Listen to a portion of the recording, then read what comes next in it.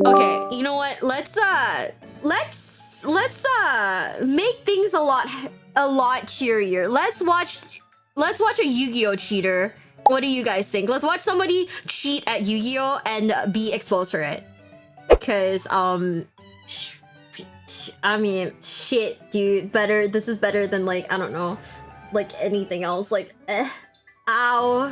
I can't watch injuries anymore. That was a mistake. Now I'm like cringing everywhere. I have like legit goosebumps, chat. Like legitimately, I have goosebumps.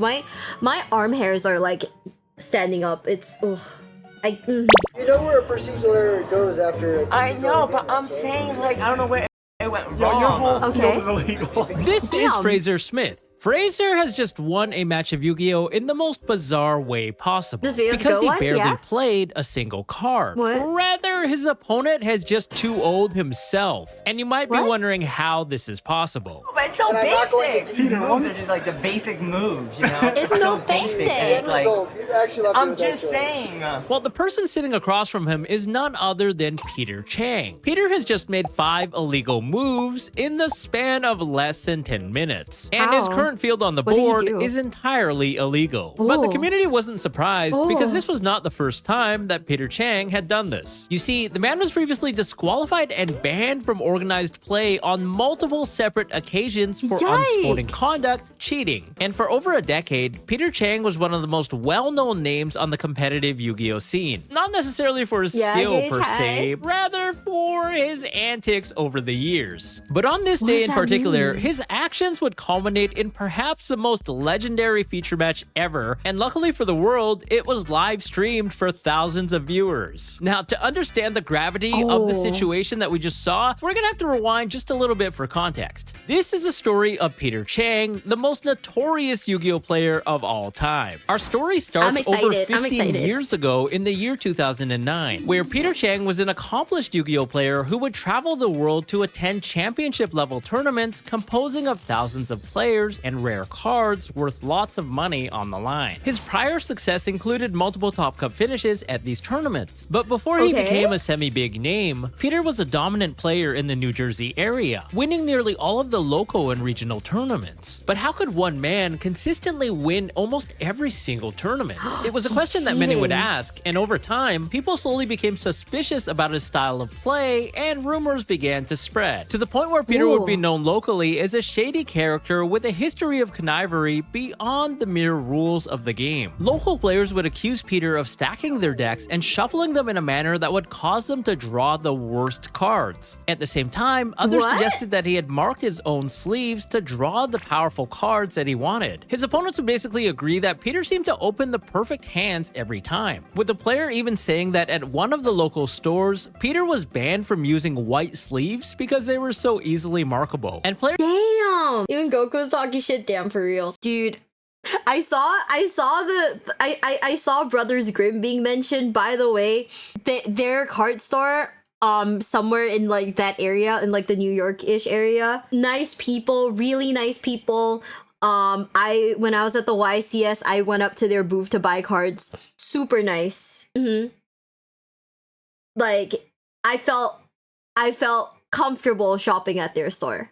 So 10 out of 10, super recommend them. It was great. Players who knew Peter in real life would claim that he was caught cheating on 7 separate occasions. It became so Damn. widely known that even some of Peter's closest friends would not refute this claim. But in light of this, he was never punished officially by the Yu-Gi-Oh! Organized Play Committee, as his hijinks were limited to his local area at the time. Nevertheless, it got to the point where Peter was disqualified from numerous local and regional tournaments, and eventually banned from several local stores. Coincidentally, Oh, as wow. Peter's success flourished, he grew bored of the Jersey scene. I mean, yeah, being banned from several local stores probably didn't help. So he began to travel around the country to attend tournaments on the major circuit. So we're talking about the largest tournaments in the world here. This would Okay. prove to be extremely rewarding, for his skills were more than enough to compete on a national level. Peter would quickly make a name for himself, going undefeated at multiple events in a row and threatening even the strongest players at the time, upsetting Aw. legendary names like Adam Korn and Jeff Jones. I saw At the Summoner same time, Monk. he would supplement his travel expenses as a backpack backpack vendor, someone who carried around binders chock full of cards to buy low and resell at a higher price. Though it was technically and still is against the rules to buy and sell with anyone besides the official vendors in the convention hall, back then it was an unspoken taboo where basically everyone would secretly try to buy and sell with each other. Now I know what you're thinking, you probably thought that Peter was a delightful businessman to trade and buy with. Yikes. Got something that might interest you.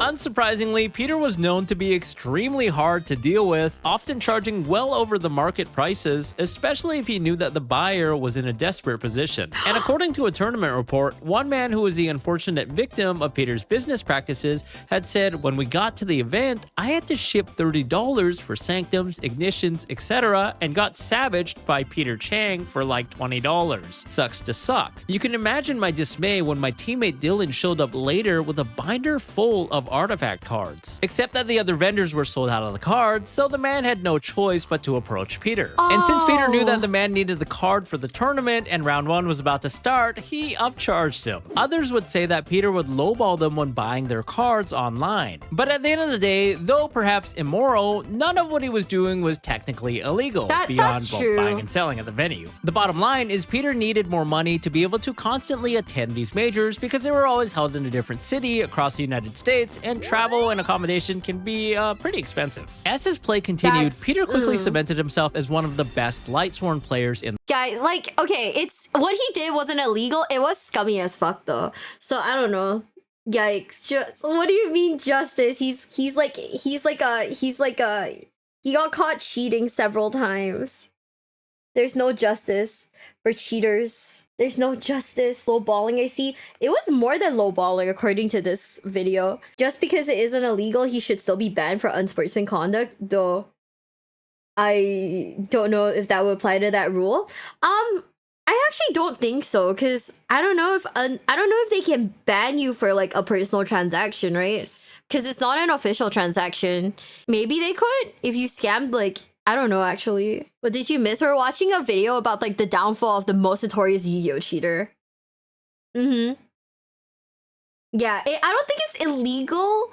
It is unethical. In the world. A strategy reliant on self-milling, it would trigger powerful effects in the graveyard to flood the field with monsters. Right. The deck's signature boss, the Judgment Dragon, could only summon itself when 4 different Lightsworn names were in the graveyard, with its Day of Judgment ability wiping out all other cards on the field. But Peter's opponents complained that he always had the perfect mills, consistently hitting 4 names as early as the second turn, and constantly milling multiple copies of Wolf Lightsworn Beast, one of the deck's powerful methods to swing the game in favor. For it was essentially a free 2100 beater who brought itself back to the field. Though the deck could be pretty inconsistent due to the RNG factor associated with milling, in the hands of Peter Chang, the deck always seemed to perform exactly as he wanted it to. And with his devotion to the light, Peter would finish top 4 at Shonen Jump Championship Orlando and top 16 at Shonen Jump Championship Columbus. With his name now commonplace among the elite, everyone would agree that Peter was no doubt a skilled player. But while his accomplishments grew, so did an aspect of uncertainty surrounding his gameplay, which had now transcended his local community and became known to the world. Online chatter was abuzz on the popular forums at the time. One player would note, "Peter Chang has swept multiple events with Lightsworn. It's statistically impossible to go 8+ rounds and not lose multiple times. Factor in Lightsworn's inconsistencies, and you've got someone who is obviously defying the system in some way here." To further my claim, he's been asked to change his sleeves during multiple regionals due to marked sleeves. In 3, he's been DQ'd in the top 8 of regionals before. His reputation would rapidly become known, with a chunk of the community calling him Cheater Chang, while others use the comedic spoonerism Cheater Pang. With each consecutive tournament that Peter attended, the forums would be abuzz with users following along for updates and potential drama. And boy, would there be drama. At the Shonen Jump Championship in Los Angeles, where after starting with a phenomenal 8-2 record and nearly locking himself into the top cut yet again with Lightsworn, Peter would suddenly be disqualified mid-round. Not explicitly for cheating, but rather for lying to a judge. You see, in competitive Yu-Gi-Oh!, infractions generally start with warnings. This is to give the player the benefit of the doubt for a genuine mistake, but also to ensure that players don't try to soft cheat by deliberately performing illegal plays or breaking policy to try and gain gain advantage. Therefore, multiple warnings or infractions would escalate into steeper punishment, with 2 warnings often granting the player a game loss. Now, apparently Peter had already received an infraction earlier in the tournament for having a marked sleeve in his side deck. But later when he was deck checked again in the tournament, that same sleeve in question was still present. Peter allegedly told the new judge that he had no prior warnings in an attempt to avoid receiving the upgraded penalty. But unfortunately for Peter, his statement would be fact-checked with the head judge, resulting in immediate disqualification for his dishonesty. Damn. Word of this quickly spread online like wildfire. The infamous Peter Chang was finally disqualified from a major event. Now, a pro player being disqualified from a tournament in the championship tier was already a rare occurrence. But factoring in Peter's scandalous background and everyone on the internet waiting for exactly this to happen, it certainly spilled the tea. Forums would reach peak traffic, with many flocking to hear the story and also to share their own personal anecdotes about Peter's gameplay. Now, They did ask him to change sleeves, and then they saw that the sleeves weren't changed. Yikes! What's going on? We're watching a video about Yu-Gi-Oh's most notorious cheater. So like, oh man, it's kind of undeniable. Damn, either not change or mark the same way. Yeah, like regardless, he got caught out for having marked sleeves twice, and then lied to a judge that he hadn't been worn before.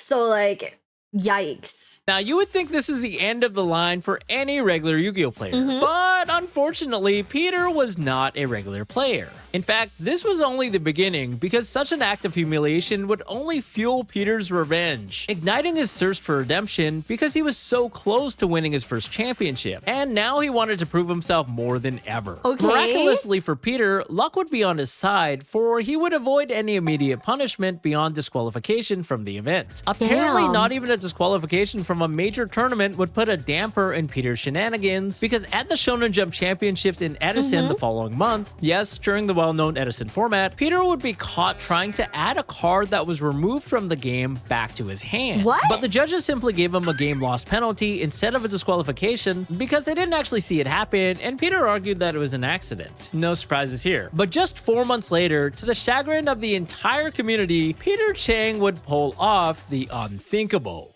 Okay.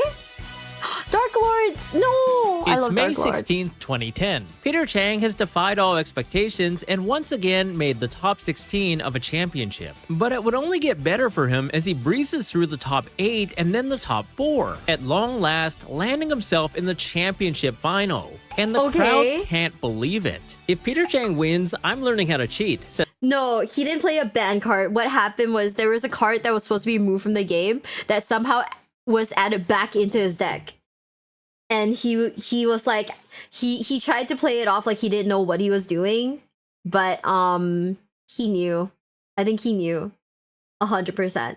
says one poster online. And finally, when the smoke cleared, a man raises a trophy with one hand and clutches 3 elusive prize cards in the other. After years of grinding, Peter Chang has finally achieved a championship title by winning the Yu-Gi-Oh! Championship Series Washington. And not just any regular championship tournament, but the first ever Yu-Gi-Oh! Championship Series, a prestigious tournament that would replace the previous Shonen Jump Championships, featuring a set of new and elusive ultra-rare prize cards, the 3 Dark Lords. Dark Lord Superbia, Dark Lord Asmodeus, and Dark Lord Ida Ari, and they now belong to Peter. But instead of celebrations and congratulations, the community was largely skeptical, beyond just the mere fact that it was Peter Chang. You see, at this event, Peter pulled off a complete upset. He played a Machina Gadget deck utilizing the Jinzo engine, but it wasn't exactly the most competitive deck. In fact, it was regarded as a significantly weaker deck that paled in power compared to the existing X-Saber and the newly released Infernity decks that were expected to dominate. His strategy was rather simple. The gadget monsters replaced themselves for free card advantage and fueled the Machina Fortress, who could be summoned by discarding another machine from the hand. Next, the Jinzo engine would supplement this, providing the only means of power for the deck to match the pace of the newer strategies, who had nearly outdated it completely. It would enable him to play Future Fusion, one of the strongest cards ever printed, that years later would even have its effect nerfed. But at the time, it allowed him to fusion summon by using resources directly from the deck instead of his his hand and field, breaking the game mechanic completely. The monster wouldn't be summoned until the following turn, but that didn't matter because resolving a future fusion would allow Peter to dump all of his machine monsters to the graveyard if he declared a summon of the Chimera Tech Overdragon, a boss monster that required Cyber Dragon and any number of machines as fusion material. This also meant he could dump 2 copies of Jinzo and 2 copies of Jinzo Returner from the deck to the graveyard. That makes the sense. baby Jinzos would then trigger, immediately reviving the 2 adult Jinzos, whose effects instantly kick in to negate all trap cards on the field, while presenting 4,800 damage on the board at the same time. From there, he could revive the Machina Fortresses from the graveyard that were also dumped there via Future Fusion, thanks to their special summoning conditions to deal well over 8,000 damage in one single turn, and without any fear of stable disruptions like Mirror Force or Torrential Tribute. But the rest of the deck just wasn't very consistent and lacked significant combos beyond Future Fusion, which was also limited to 1 copy per deck at the time due to rampant abuse in the past. It was basically the deck's only unfair advantage, so to speak. In addition to the deck being pretty slow, it was also full of bad cards to draw, like Jinzo, which you would be less than ecstatic to see in your opening hand for required to sacrifice to summon. Even the gadget monsters were much weaker than the other monsters on the block, and he would have to power them up using support cards like Solidarity while relying on trap cards to control the game at his pace. So needless to say that getting carried by 1 card to winning a 1,000-person tournament was pretty OP.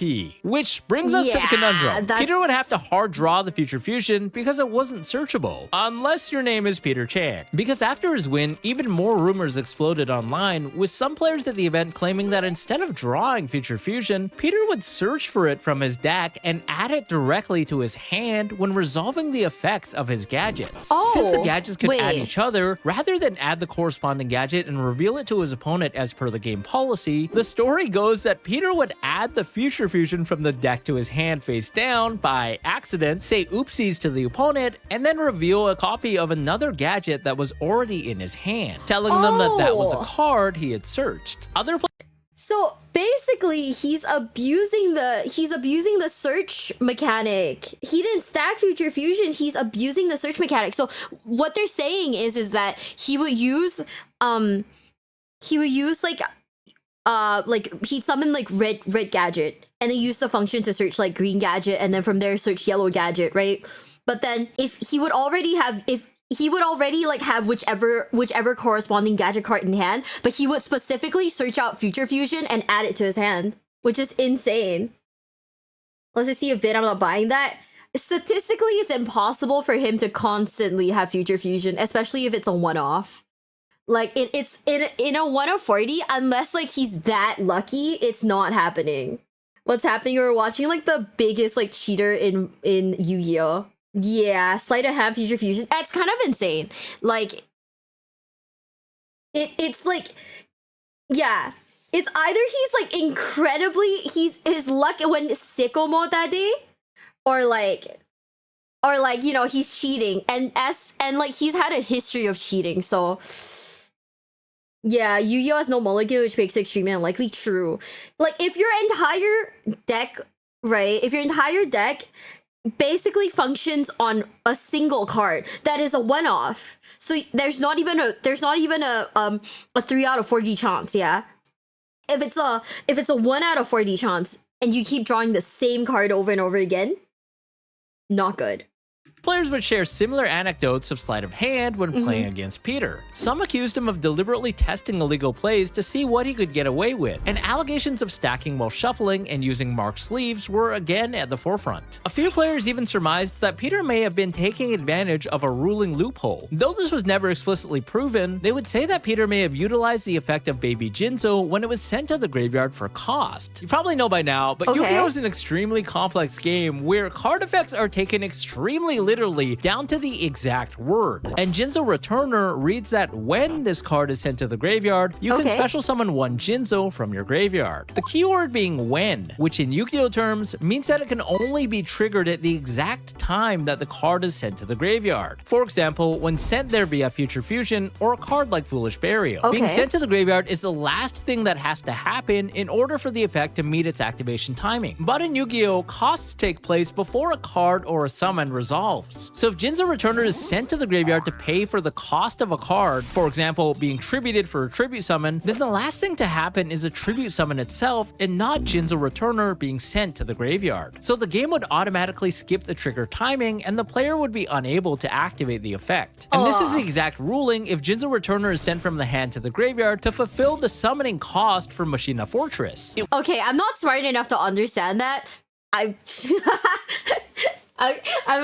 gonna need this explained to me. What? This is why, okay, I genuinely, sometimes I really struggle in playing Yu-Gi-Oh! And people always think I'm like really stupid about it. It's because of like the weird, like the weird way that like things are like phrased. It really sucks. Missing timing with when and if it is stupid to begin with. Oh man. Okay. Missing timing is really relevant. It wouldn't be able to relevant. activate because Machina Fortress's summon takes place immediately after the cost, therefore stiffing the activation timing of the baby Jinzo. This being said, some players online would claim that Peter may have abused this throughout his tournament run. Since this was an obscure ruling that wasn't immediately obvious when reading the card at face value, it's possible that not every player would have known the implications. In the worst case scenario, with Peter taking a warning from the judge, if the opponent even bothered to call a judge in the first place. Surprisingly, most Yu-Gi-Oh players are a lot more chill and reserved when it comes to calling judges compared to other trading card games that are out there. You can't! Judge.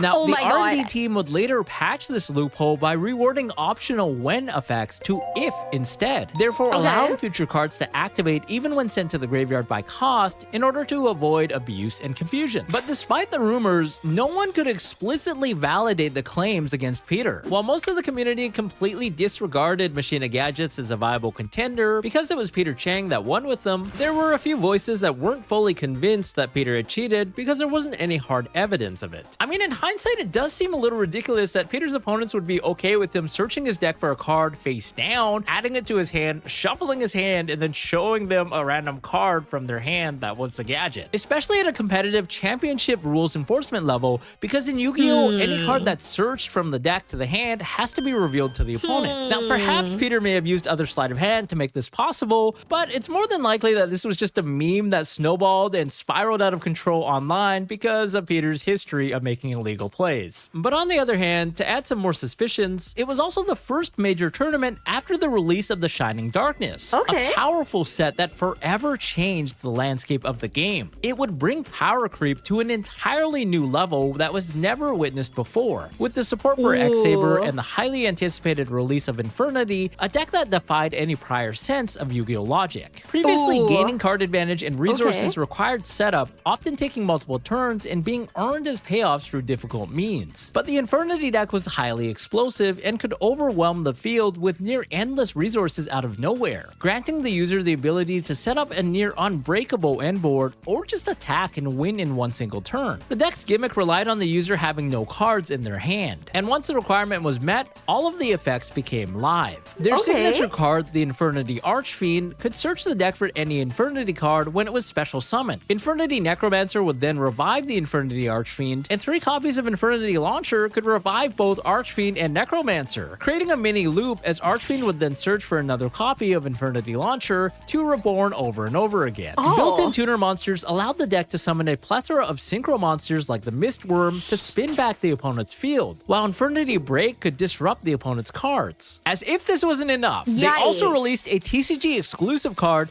in the form of Infernity Barrier. This was an in-archetype Solemn Judgment that could negate any opposing card, making the deck complete overkill. X-Saber, on the other hand, was already an existing powerful deck in the metagame. Double X-Saber Golems could easily loop the opponent's hand for multiple cards. Cold Wave and Trap Stun could lock the opponent from using traps, while Double X-Saber Hyunlei could then destroy up to 3 of them. Their ace main deck monster, the Rescue Cat, could swarm the field and even enable crazy degenerate turn 1 combos. But the Shining Darkness would introduce another TCG exclusive, this time for the X-Sabers as Double X-Saber Dark Soul, who allowed the player to search for an X-Saber monster during the end phase of the turn that it was sent to the graveyard. The exact card that the deck lacked for follow-up and resource management, because now we had a body that we could synchro away while getting a search in the end phase. The other TCG exclusive, Double X-Saber Bogart Knight, allowed the player to special summon another X-Saber monster from their hand, easily placing 2 bodies onto the field to enable Double X-Saber Fall Troll. There was just one problem. A search is not exactly the term I should use for Double X Saber Dark Souls effect. You see, this was the first card that was worded in such a way where the search would be delayed, causing uncertainty about how it would work. What? Previously, cards like Sangan would trigger immediately when they were sent from the field to the graveyard, and we didn't have any precedent for something that would search in the end phase. Therefore, it was left to the judge's interpretation, and they would rule that Dark Soul triggered immediately when he was sent from field to the graveyard, meaning that the same copy of Dark Soul could be resurrected and sent there yet again, accumulating multiple searches off of one single copy. Though this would later be overruled years later, at the time it would push X-Sabers to even greater heights than ever imaginable. And armed with heavy graveyard disruption like the DD Crow and the anti-Dark Floodgate, Consecrated Light, the deck could go toe-to-toe with Infernity, resulting in a stalemate of power, with 7 X-Saber and 7 Infernity decks both making the top 32 cut of the tournament. So you can probably see why it was borderline impossible for Machina Gadgets, a deck that had received 0 new support from this game-breaking brand new set, to defeat multiple X-Saber and multiple Infernity decks across 15 rounds to win this tournament. And in the finals of this event, 7 judges were watching the match from every possible angle to ensure that Peter Chang did not pull any shenanigans. I'm not even joking. This was actually what happened. Yeah, they really wanted to cover their bases. And with the pressure on, he would defeat YPFL Stephen Harris, an Infernity player who, interestingly enough, Peter knew was not playing the Chimera Tech Fortress Dragon. Fortress Dragon was a direct counter to any machine deck, for it was a unique fusion monster that could be made without polymerization. Rather, the card introduced the concept of contact fusion, allowing the user to simply send away the fusion materials from the field to the graveyard as long as they were all present on the field. It was specifically printed as a countermeasure to the advent of powerful machine decks that had plagued the game over the past couple of years. And its fusion materials would require Cyber Dragon plus any number of machine monsters from either side of the field.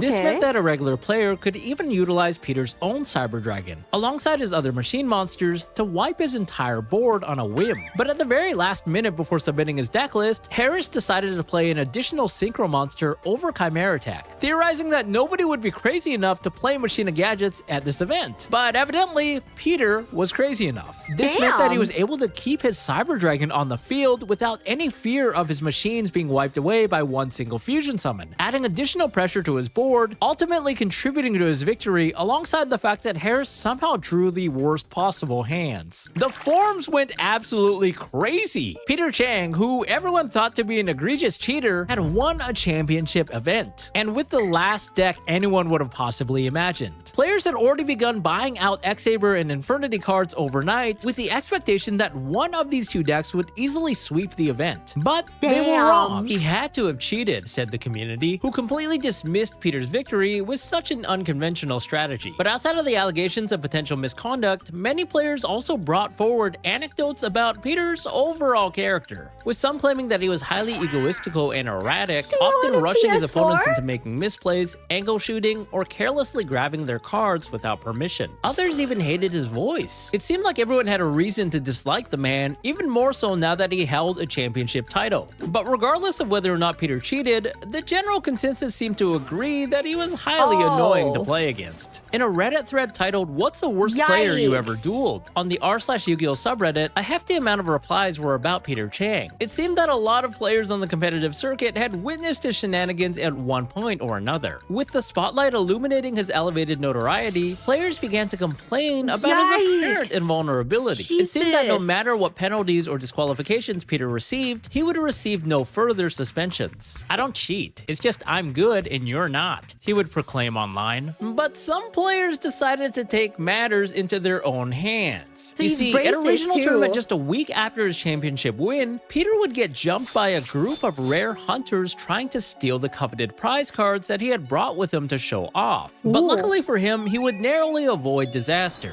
And if you didn't believe that Yugioh could be serious business, well, now you know. As a result, Peter would take a low profile over the next couple of weeks, but quickly found himself back into the swing of things to test for the upcoming National Championship, the largest tournament of the year that would qualify a handful of players for the prestigious World Championship. But only 2 months later, things would finally devolve for this devoted duelist. In the year of 2010, Peter would attend the Yu-Gi-Oh! National Championship, and inside of the convention hall during check-in on Friday, he would sit down at a table with friends to work on their deck list and collectively theorize what the best tech cards would be. But as they lost themselves themselves in the conversation, a judge suddenly tapped Peter on the shoulder. And at that moment, he would inform Peter that he was banned from organized play, effective immediately. Oh. Apparently as a further consequence of his original disqualification from Shonen Jump Los Angeles earlier that year, but also as an additional penalty in regards to another disqualification from a regional tournament that took place at some point between his championship victory and the Yu-Gi-Oh! Nationals. But the rules committee would have to confer with their higher-ups to determine whether or not a suspension was warranted. And though it took some time, they had finally come to the green light to ban Peter Chang from organized play. After being caught on multiple different occasions with suspicious shuffling, conspicuous sleeves,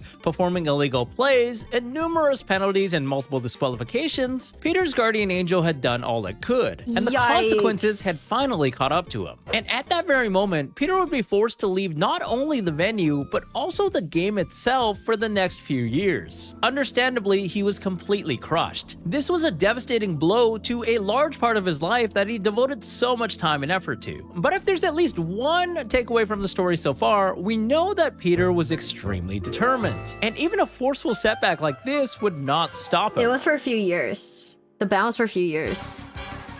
I don't think they do like, I don't 5 know. years later, Peter Chang would return with an even greater vengeance. By Okay. now, the game was a lot more popular, and events were getting way more players than before. And at the same time, not only had the power creep completely changed the game itself, but there were also complex online simulators where the best players could practice, competitive articles and guides available online, and less secrets that were held by the inner circles of the pro players. It was a completely new generation of competitive This is Yu-Gi-Oh! 2015 Online or forums were something. slowly being drained of their culture as a trend towards social media and Facebook groups had facilitated discussion and theory, pushing even the Ooh. average player at the time to far one that from- would have dominated the scene only 5 years prior. Oh my But Peter, God. of course, was still following the game even during his ban. And now that he could enter tournaments and sanctioned events once again, he quickly adapted. Defeating Okay. thousands of players, he would make top 32 of both YCS Columbus and the National Championship in 2015 with his new favorite deck, the Teller Knights, a strategy whose signature monster ironically searched for another copy of a Teller Knight monster from his deck, just like the gadgets. Yeah, Peter Okay. seemed to love cards that would search his deck. It was almost a combination of his two favorite decks in the past, Lightsworn and Gadgets. His confidence with the Teller Knights would also propel him to win the Ultimate Duelist series, an exclusive tournament comprising of the nation's top-ranked players,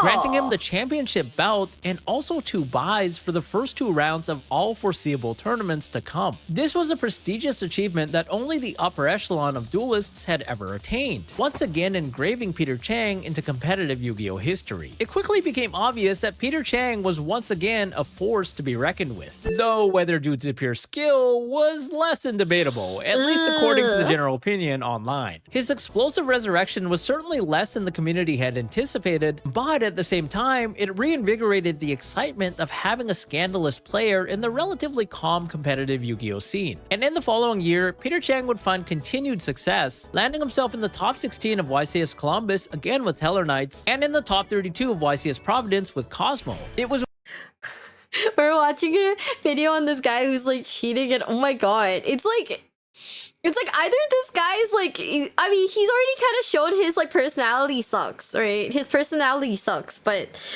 either he's incredibly lucky or he's like insane. Cosmos win never. Oh my gosh, she has your haircut. Oh my god, you're right. without a doubt that the man had a compelling mind when it came to the game of Yu-Gi-Oh! While other players experimented with different options, Peter was an early pioneer of utilizing just one singular deck across multiple events until mastery, a notion that would Okay. become popular years later. His core Not theory true. and methodology within the game was definitely well ahead of its time, but unsurprisingly, Peter's tactics would once again catch up with him. And at the start of the 2017 season, Peter would be disqualified and banned yet again for an extended period of time. Whoa. With his legacy frozen, the community would largely forget about Peter Chang once again, but nothing would prepare them for what would happen next. What happened? I'm scared. If you're enjoying this video, I just want to let you know that there's a lot more content like this in the horizon, so thanks for hitting that subscribe button and liking the video. I'm just saying, Both these are of just so. Both of these monsters cannot be on the field right now. Like, I'm just saying, like, it's, Chill out, I'm dude, just that's saying. I'm just saying, cause just saying. Wait. Hi besties, it's me, Miwa, and if you're enjoying today's video, please consider subscribing, okay? Like, please, please, please, please, please, please, please, please, please, times a billion. I'm like really asking this of you, ne? Bones, don't tell me you know who this man is. I don't even know who this man is. Also, Team APS. I'm just saying. I'm just saying the moves are so basic. Oh my freaking god. Where's my healer? In 2017, competitive Yu-Gi-Oh! Had grown to be extremely popular. But in the competitive scene, there was a pressing issue. Players had slowly become disillusioned with the way that the game was being run officially. Okay. Formal rulings, like for XX Saber Dark Soul, were often delayed for months or years, because Konami Japan overseas was in charge of setting up these rulings and giving context to the judges, but for whatever reason, they just never did. Tournaments also failed to distribute any cash prizing, providing only prize cards and playmats instead, which Guys, I mean, that's still a problem now, but you know, now at least you get like a Nintendo Switch, right? Or wait, what is it now? A Steam Deck. Now you get air fryers. See, I wanted to win an air fryer for my bestie, Nova. But then nobody believed in me, so someone bought me an air fryer. One of our friends bought me an air fryer instead.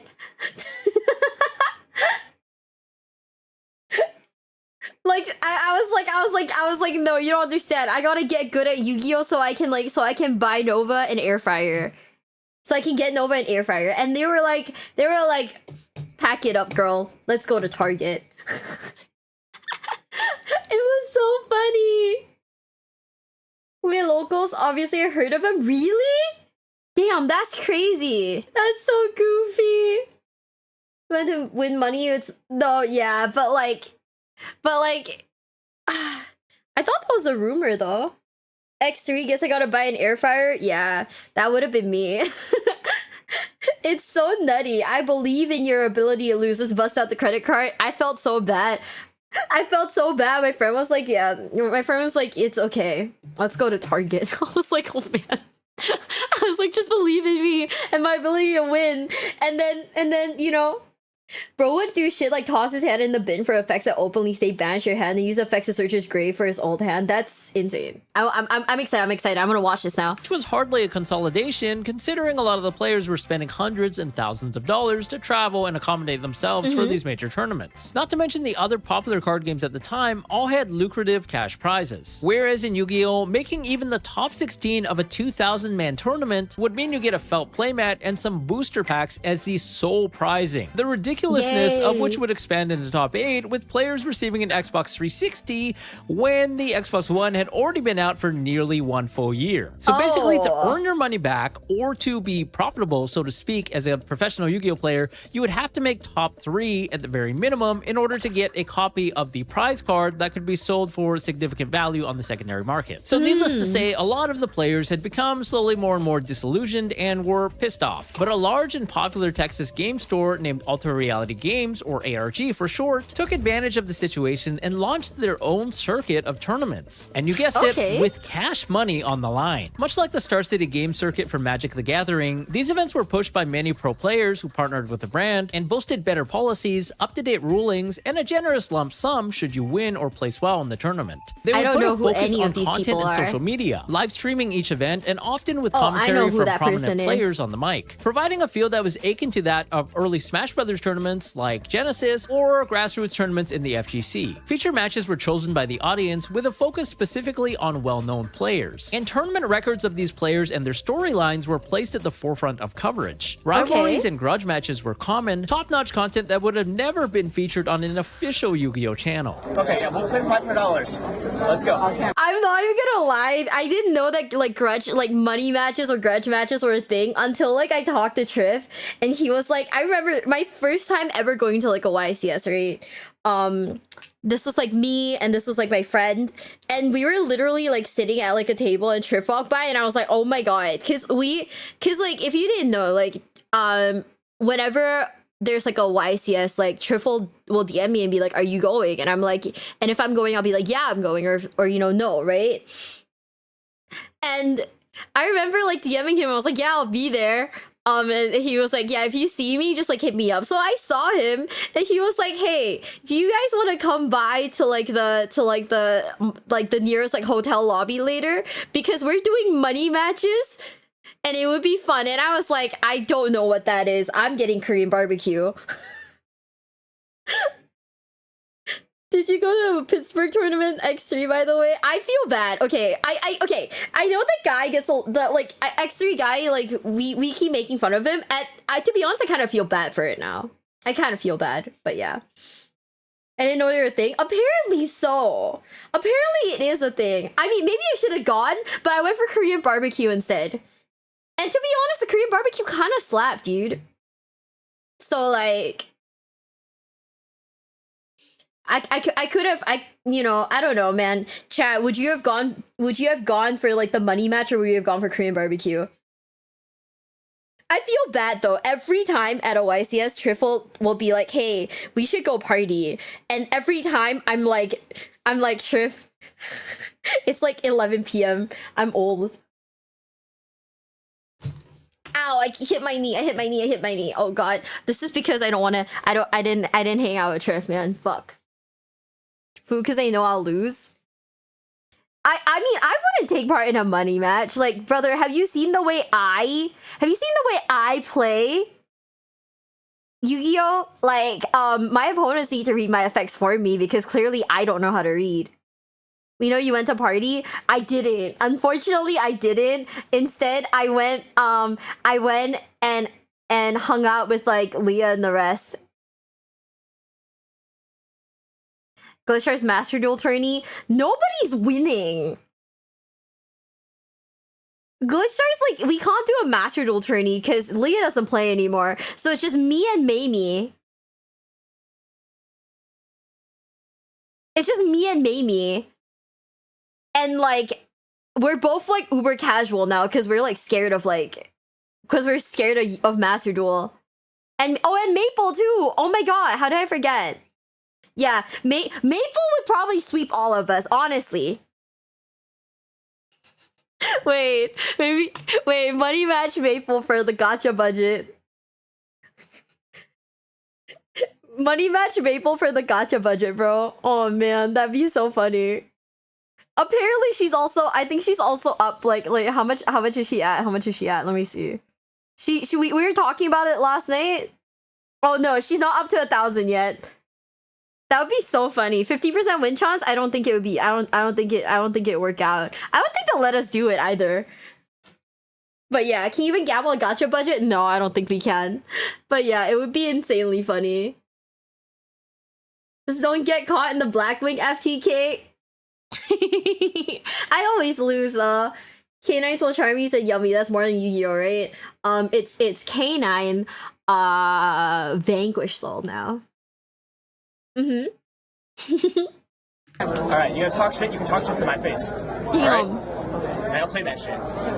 Damn. So Tennessee, beating this motherfucker's ass for $500. Damn. Make sure you bring that shit. But most importantly, Oh my these God. tournaments generated immense hype for the game, which was never before seen. It would be the perfect stomping grounds for Peter, for he was otherwise suspended from official tournament play. And unsurprisingly, Peter would instantly set his focus on grinding the ARG circuit, attending several events with little problem, and receiving a handful of feature matches, to which the YouTube comments could be pretty amusing. But one particular match would catch the attention of the entire world and bring the spotlight on Peter Chang once more. ARG Championship Series Springfield 2017. It's round 5 and Peter is currently 5-0. He sits down to meet face-to-face with Fraser Smith, a pro player with a championship win himself, alongside dozens of other accolades. Fraser had previously won YCS Atlanta using a unique Gravekeeper strategy during a graveyard-based plant synchro metagame, but he had since taken a break for some time and was just returning to the game. The tournament format would revolve around Zodiac, a powerful engine that could be played as its own pure deck or splashed into other strategies. They would completely break the Xyz mechanic, which previously allowed the player to summon out an extra deck monster by stacking 2 or more monsters with the same levels on top of each other. But with the Zodiacs, the extra deck monsters could be overlaid on top of one single monster. It was textbook power creep at its finest. Zodiac Broadbow could search for another Zodiac monster from the deck, while Zodiac Trident was an endboard piece that could destroy a face-up card during either player's turn. Now this of course already generated generated unreal advantage from just one single monster, being able to search for a card to replace itself and then also destroy a card on your turn and another card on the opponent's turn at the minimum. But it gets even better. You see, their signature monster, the Zodiac Rapier, could special summon 2 more copies of itself from the deck whenever it was overlaid as a material. The new copies of Rapier could then be overlaid into any other rank 4, with Daigusto Emerald being the premium choice, for it could then recycle back the Zodiac Rapiers to draw a card and allow for the Rapier loop to be conducted again on the next turn. While Fraser utilized a Pendulum Zodiac strategy with Metaphors, Peter would instead combine his Zodiacs with the Infernoid engine. It seems that Peter would be nostalgic about prior decks that he'd seen success with, for just like the Lightsworns, the Infernoids were heavily mill reliant. They could resurrect themselves from the graveyard by banishing other Infernoids, and had explosive effects that could wipe the entire field, while negating either a spell or trap card in the case of a Noku, or a monster effect with Deviati. But the Zodiacs meshed really well into this strategy, because the Rapier combo could end on Bujinte Kagutsuchi, a rank 4 who could mill 5 cards from the top of the deck. So imagine being able to search a Zodiac monster, pop up to 2 cards, and also mill 5 cards from the top of your deck thanks to one lone monster. That's how broken the Zodiac engine was. But that's not all, because the deck also had access to one of the strongest in-engine cards ever printed, and also very much like Peter's favorite card, the Future Fusion. You see, just like Future Fusion, Void Imagination let the user fusion summon by using monsters from their deck, as long as the opponent controlled a monster that was special summoned from the extra deck. This would be used to fusion summon the Infernoid Tierra, who could be made using any number of Infernoid monsters, meaning just like the Chimeratech Overdragon, the user would effectively send all of the Infernoid names from their deck to the graveyard, which of course could be brought back using their own effects. Upon summon, Infernoid Tierra would allow both players to send the top 3 cards of their deck to the graveyard, and also 3 cards from the extra deck to the graveyard as well, allowing Peter to send copies of Elder Entity Entis to pop a free card on the field, Cyframe Lord Omega to disrupt the opponent's graveyard, or just additional copies of Tierra to serve as fodder to banish from the graveyard to resurrect the other Infernoids. An unfathomable level of advantage from one single card, meaning just like Future Fusion, if Void Imagination resolved, the game was effectively over on the spot. The Infernoid Zodiac deck had everything that Peter liked in the past, from milling to activating Future Fusion. But the downside, of course, was having to play Infernoid monsters who really aren't that appealing to draw on their own. But here's where the deck had an edge. It could take advantage of That Grass Looks Greener, one of the strongest cards in the history of the game. Grass would allow the user to mill cards from the top of their deck equal to the difference in their deck size and the opponent's. Since a minimum deck count was 40, most players would play exactly this number to maximize the chances of drawing the strongest cards in their deck. With Grass, however, the player could easily max their deck count to 60, meaning a guaranteed mill for at least 20 cards against most opponents that were playing 40, or even more cards if the opponent went first and had already thinned their deck via searching. Resolving Grass would fill the graveyard with a plethora of Infernoids and also Fairy Tale Snow, a monster with an on-demand quick effect that summoned itself back by banishing any 7 cards from the graveyard, just like Snow White and the 7 Dwarfs. Upon summon, Snow was a disruption as it flipped an opposing monster face down. And for this reason, with Grass being so overpowered, the deck also played 3 copies of Left Arm Offering, a card that can search for any spell card in your deck, including Grass, but at the steep cost of banishing the player's entire hand. And game 1 would start with Peter winning the die roll, activating Left Arm Offering, only to discard his entire hand to the graveyard instead of banishing it. His very first action of the game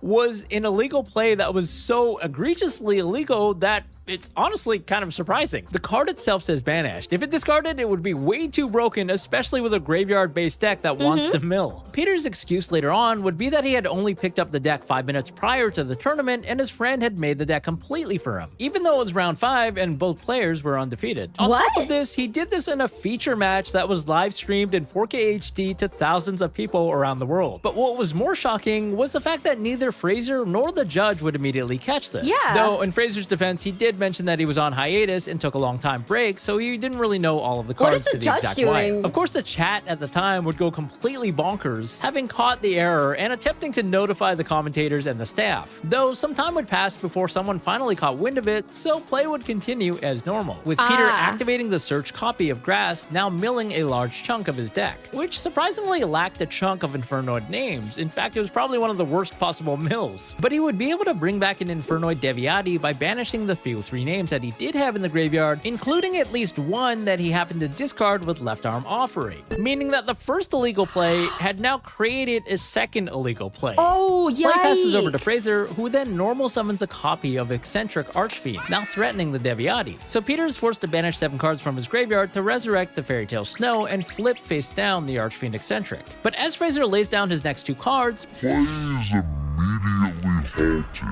the head judge sits down at the table, having been alerted from the Twitch chat that something fishy, to say the least, had occurred earlier in the game. Oh, you have to banish your hand? He discarded his hand. I discarded my hand. Oh, yikes. Oh, I just... Neither Fraser nor Peter can remember the original contents of Peter's hand, so the judges have no choice but to huddle together and talk it over. After a few minutes of heavy deliberation, the judges return to the table to inform the players that the game state is now irreparable because so much has happened since Peter discarded his hand. Peter argues that it's his first time playing the deck and he had no idea, and even asks for them to rewind the stream to try and piece together their hands so play can be rewinded, but at this point it's kind of hard to do that when a bajillion cards have been milled and an entire turn has passed. It's going to be a procedural error for both players, a warning for Frazier, What? and a game loss for you. As you do gain mass advantage from not banishing your hand there. Should have just said something earlier. I mean, it's just right here. I mean, to be honest, a game loss is getting the minimum for something that happens like this. I could be taking you over to a table and talking to you right now, but I'm not, because I don't think So it was this is- intent. I okay, think it was so- just accidental. Instead of being grateful to the head judge, who had given Peter the minimum possible penalty, as he didn't believe that Peter deliberately made the illegal play, a salty Peter complains that the table judge should have caught his illegal play earlier and not waited until Fraser actually drew his card for turn, even though it was his own fault in the first place that the illegal play even happened. The judge should have caught that, but Earlier. yikes. You know what I'm saying? No one at this table knew what that. Yeah, I'm saying you just said something earlier, not let it go to, you know, your turn and then say something. Alright. Don't be mean, Peter. No, I'm just saying. I understand. Don't be mean. Oh, Just saying. If they had said it earlier, we could have. okay, he is so salty. Peter receives a game loss penalty, so he's now down 0-1 in the best of 3. The community goes absolutely crazy. Twitch chat, Reddit, Facebook groups are all once again talking about Peter Chang. Cheater Pang had returned. What are they saying? Peter Chang's on stream cheating with us. Oh, great. This is gonna look bad. Yeah. Always is. There's some uncomfortable silence as the 2 players side deck for the next game, with Peter opting to go first since he lost. He looks at his hand for a minute, pondering, then activates Zodiac Barrage to special summon a Zodiac Rapier from his deck, commencing the Rapier combo by overlaying into Borbo, then Tiger Mortar, detaching Bor so he can special summon a second copy of Rapier from the deck via its own effect. Standard plays, of course. He then proceeds further into the combo, overlaying Broadbow over Tiger Mortar, resetting the first Rapier's effect so it can be used to special summon a third copy from his deck. But as he goes through his deck for the other Rapier, he shortcuts the other effect of Zodiac Broadbow, who can detach a material to search for a Zodiac monster. Except Peter completely forgets to detach a material for the cost of this effect. Illegal play number 3 of this match. This also makes it so he only has 2 monsters in his graveyard, which stiffs his next play as he's not allowed to legally use the effect of his Daigusto Emerald to shuffle back 3 monsters from the graveyard into the deck, since there's only 2 monsters in the graveyard at the time of the activation. Does he do it anyways?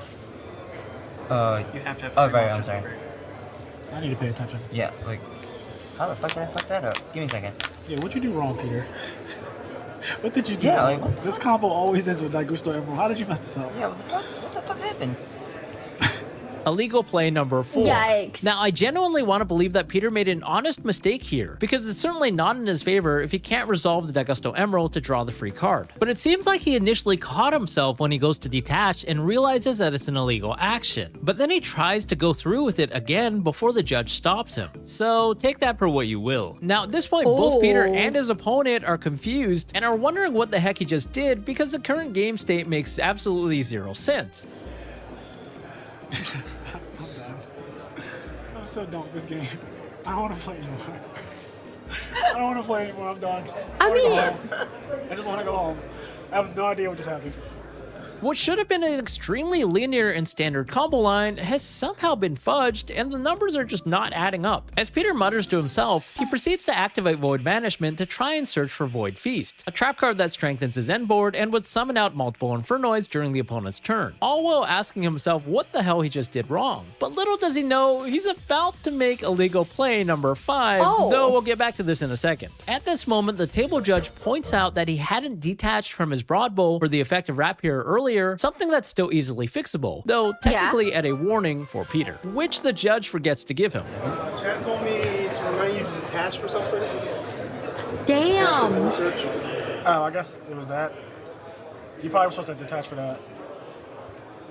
Okay. All right. So yeah, that's like wait, something happened. That's why. Something went wrong. Yes. To make things even more confusing, Peter then asks the judge if he still has to activate the Void Banishment, or if they can rewind to him shuffling and drawing a card first.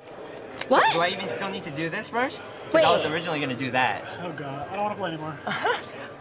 Don't ask me anything. All right. Do you know what I'm saying? Dude, if I were the opponent, I wouldn't want to play either. I'd be like, God, man. can this not be my life right now? I'm still gonna make this move anyway. I just want to play Yugioh. Hold on. Don't make any moves. Okay. yet. Okay. Peter decides that the outcome is the same anyways, so he proceeds with his next play. Yes, just stay here. Just saying. Yo, please. Yeah, you keep. Peter overlays for weird Zodiac things, bro. Trident and then Shit. tributes the Daigusto Emerald to summon out Vanity's Fiend, a powerful card that he brought in from his side deck that locks his opponent out from special summoning. Okay. As if this wasn't enough, he then passes his turn and flips up the anti-spell Fragrance, locking the opponent completely out of any spell cards during their turn. With the Void Beast poised to summon out 3 Infernoids during Fraser's turn, and the Vanity's Fiend preventing him from summoning any monsters, this is effectively an unbreakable end board that should be an automatic win for Peter. Even worse for Fraser is the fact that he drew his one of in the form of Speedroid Tacum Tomborg, a useless engine piece that you'd never want to draw. While Fraser would have probably scooped up his cards immediately against any other player, in the back of his head he still knew that he was playing against Peter Chang. And if the first game was any indication, anything can happen when you're playing against Peter Chang. And the longer that you stay in the game, the more likely it is that he might have made an illegal play, which he did, because a judge suddenly pauses the game yet again. So wait. Why can't he summon Dragon? That's all chat said. He cannot summon Dragon. So as soon as he... Whoa! Why can't he summon What's Trident? happening now? Yeah, Void Oh, Banishment. is it because you activated that card? Does that card do something? Yeah, you can't normal special summon monsters other than Infernoids. So this is why I was supposed to do this first. So, like, this is unbelievable. This is another error. Games Yo! I'm done. I just what is happening? Someone in the chat had noticed that Peter cheated yet again by summoning non-Infernoid monsters after resolving his Void Banishment. You see, Void Banishment has a line of text at the very end that says for the rest of the turn after you resolve this card's effect, you cannot summon any monsters except for Infernoids. And Fraser even picked up this card to read earlier, but it has so much text that it was just easy to miss.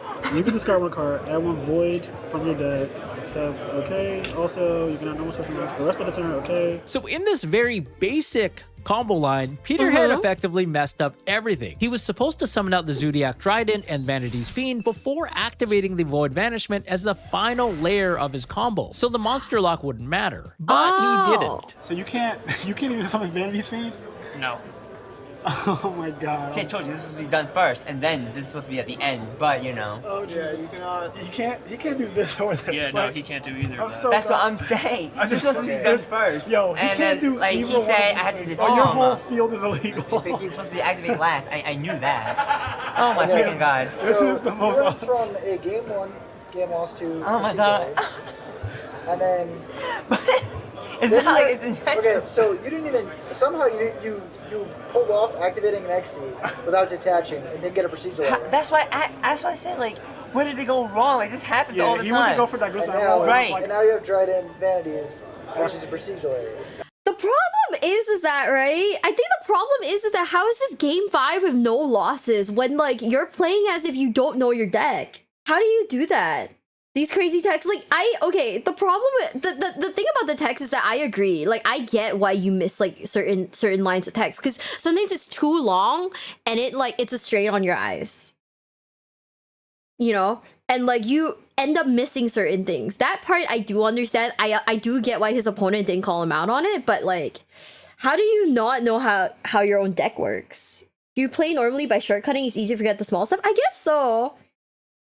I this is why I play Master Duel. Honestly, this is why I play Master Duel, because like I am not gonna be able to catch like I'm not capable of catching stuff like this. So like Master Duel, like at least there's like a inbuilt system, so I don't have to, you know, like worry. And if I can't summon something, I can like go back and read the card later and be like, oh, that's why it doesn't. That's why I couldn't do it. You know. The problem is there's no shortcutting. I think the judges are a major fault. You know what's the thing? Regardless of whatever it is, right? Bro has a history of cheating. So like, if that bad name is gonna carry him for a while, it's not great. After You do know where this is going, Peter. But I'm just saying, like, it's not intentional. Like, you know, these moves are just.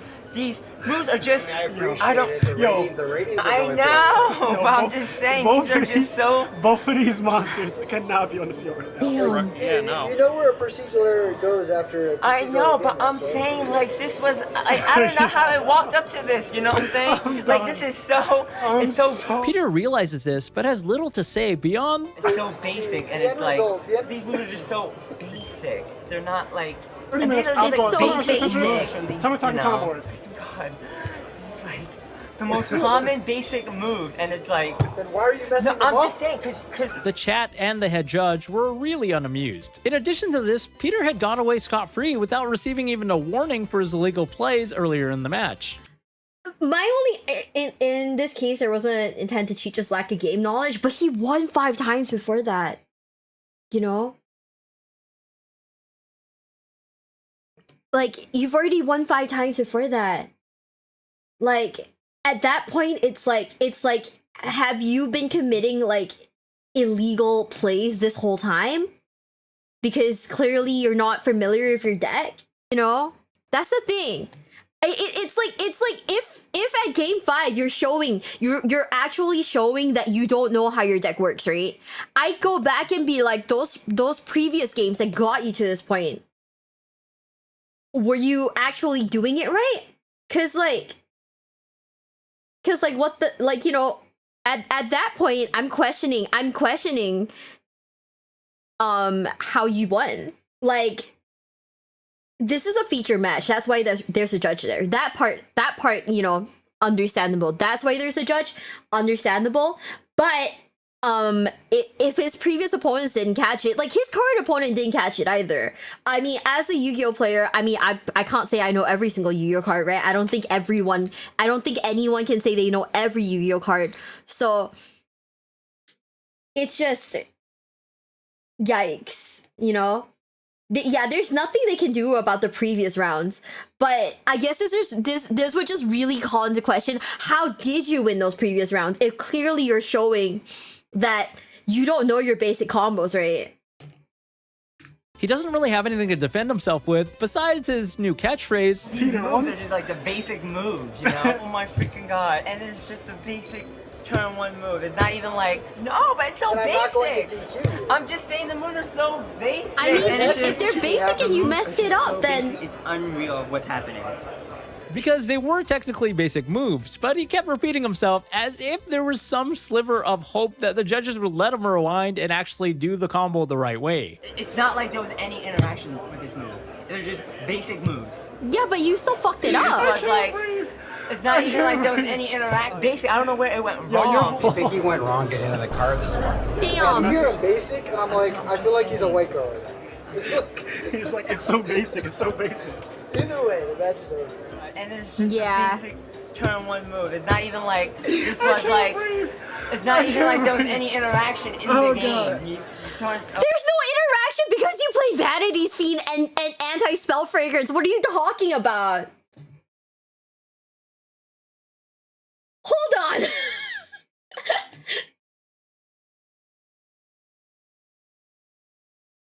Like, what interaction could you possibly want? What is this? What am I watching?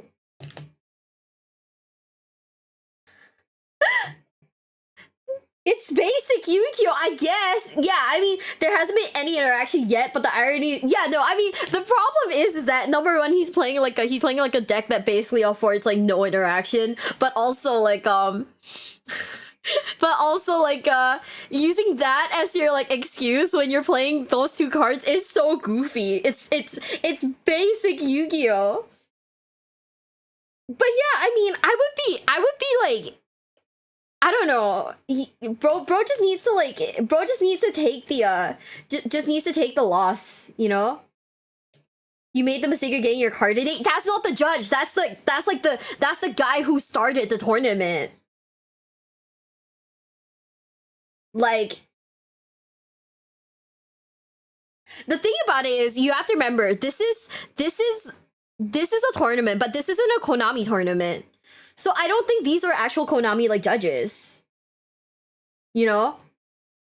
I don't know if these are actual Konami judges. That's the thing. Cause this isn't a Konami like tournament. Yeah. This is an unofficial one, so yikes. Oh my freaking god. Where's my healer? Where is his inhaler? He needs it. Bro needs it. Bro needs it. Oh. The fact that he's still trying to argue is insane. You've actually left I'm just saying. At one point, he would seemingly get annoyed and would even proceed to blame the judges. Because he keeps coming over and saying, I'm just saying, but you guys are not saying, and why are you not saying it after the move is done? And he's like not saying anything either. Because I'm still learning what these do.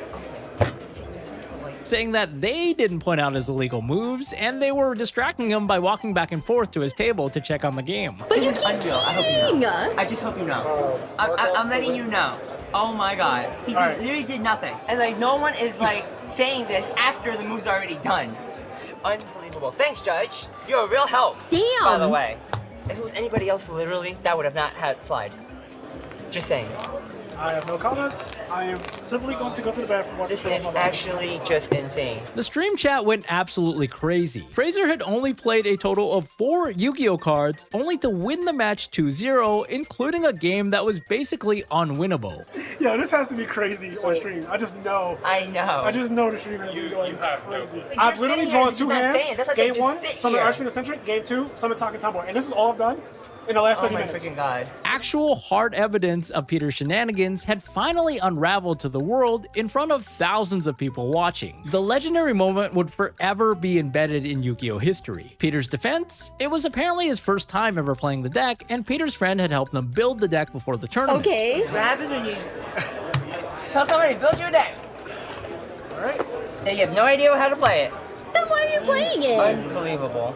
Now, as funny as it sounds, I honestly think I might actually agree with Peter here. I don't think he deliberately tried to cheat, at least not in the second game. His Yeah, sequence I of don't play think was so so. counterintuitive, and he had nothing to gain from it. In fact, if he played his basic combo the way that he should have in the second game, his hand was basically an automatic win. The head judge was also quite reasonable, and he didn't believe that Peter's actions were deliberate. So, It's also my first time playing this deck so too, Peter, but here's the plus side. Is Oh my I don't God. think you're purposely cheating. no, but it's so And I'm not going to basic. DQ you. I'm just saying the moves are so basic. Why can't he just let the judge finish talking? The fact that he keeps interrupting by being like, it's so basic is insane to me because like, if they're basic, then you should have done them right. You had like several times to get it right. But like, you won't shut up about it, you know? But like, you won't shut up about it and you just keep going on and on and on and on about how it's basic. Like, what is the what do you want the judge to do? They're like, we're not gonna DQ you. Like, at that point, take the game loss, dude. What is he talking about? He basically created an end board with like through like several illegal moves. Nobody caught it except for Twitch chat because this match was live streamed. And the judges are like, well, we don't believe you did it maliciously, but we're not gonna DQ you, we'll give you a game loss. And this guy's trying to argue against the game loss by being like, why didn't anybody catch it? And like, you guys are distracting me by coming up and saying that I'm doing illegal moves. Like, what? Was Twitch even apparently so? When was this a thing? Yeah. Twitch chat caught him like 3 times doing like illegal moves, and this guy is like, how did no one else catch it? Like, you should have told me that it was illegal before we got to a game state that's now irreparable. Which is dumb. 5 times? Oh, it was 5? Damn. It's so stupid. Like, I'm genuinely like kind of annoyed. Bro, he needs to take responsibility for his own deck. But he's like, oh, you let somebody create a deck for you 5 minutes before the tournament. Clearly, you know your deck well enough. This is round 5. Clearly, you know your deck well enough to get to a point where you've won 5 rounds. Like, you know, you've won like 5 rounds. Clearly, at that point, you should know your deck. But you don't. Yeah, my friend made this deck for me. I don't know what my cards do. The judge didn't call me out for my illegal plays. It's a lot. And that's what you should be happy with. But it's not that, it's just the moves are just so basic, it's unreal what's happening. So Peter would receive only a match penalty and not a disqualification, allowing him to play further into the tournament. But he wouldn't do too hot, having been pretty tilted from this match to say the least. Do you regularly? I don't think. Wait. So from what I remember of my friends being in Yu-Gi-Oh tournaments, you can't switch decks because you have to submit a deck list and then you get deck checked. So he's just kind of like, he just can't accept that he got called out, I guess. Yeah. The match would be posted throughout social media, forums, Facebook groups, Reddit. Everyone in the community would witness the hilarity. And more than anything, it was fantastic entertainment. But the story doesn't end here. Ironically, Peter's official ban from the Konami-organized events would be lifted around that time, granting him the ability to attend YCS Seattle only 1 week after the ARG incident. He would play the same deck, with one of his opponents going on Reddit to note that Peter was unpleasant, extremely rushed, and grabbed his cards without asking, overall being a very annoying opponent to play against. And at this tournament, Peter would somehow get disqualified and banned yet again. Though the exact reason for his disqualification wasn't explicitly confirmed, according to a user on Reddit, it was allegedly for UC cheating related to something with the graveyard. Now I know what you're thinking. Based on the prior story so far, you probably think that Peter would return to get his revenge once more. But this was seemingly the nail in the coffin for Peter's career as a player, for he would surprisingly not return to the competitive scene. But Peter's ghost would somehow still be in the community and haunt it in other ways. What?